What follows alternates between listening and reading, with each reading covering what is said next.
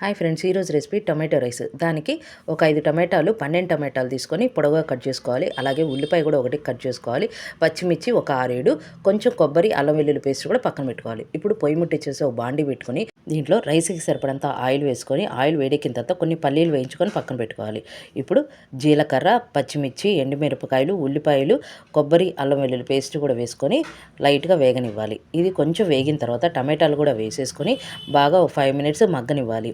మూత తీసేసి 5 మినిట్స్ తర్వాత మగ్గిందో లేదో చూసుకోవాలి. కూర అంతా మగ్గిపోయిన తర్వాత ఇప్పుడు రైస్కి సరిపడంత సాల్ట్, కారము, ధనియాల పౌడర్, గరం మసాలా కూడా వేసేసుకొని కొంచెం వాటర్ వేసుకొని బాగా కలిదిప్పేసి పెట్టుకోవాలి. ఇప్పుడు 5 మినిట్స్ బాగా మగ్గిన తర్వాత నూనె పైకి తేలినప్పుడు పొయ్యి ఆపేసుకొని పైన కొత్తిమీర కూడా వేసేసుకొని బాగా మిక్స్ చేసుకొని చల్లార్చిన అన్నం అంతా మొత్తం మిక్స్ చేసుకోవాలి. కూర రైస్ కలిసేలాగా మొత్తం మిక్స్ చేసుకొని పైన కొన్ని పల్లీలు కూడా వేసేసుకొని మొత్తం మిక్స్ చేసుకుంటే ఎంతో రుచికరమైన టేస్టీ అయిన టొమాటో రైస్ రెడీ.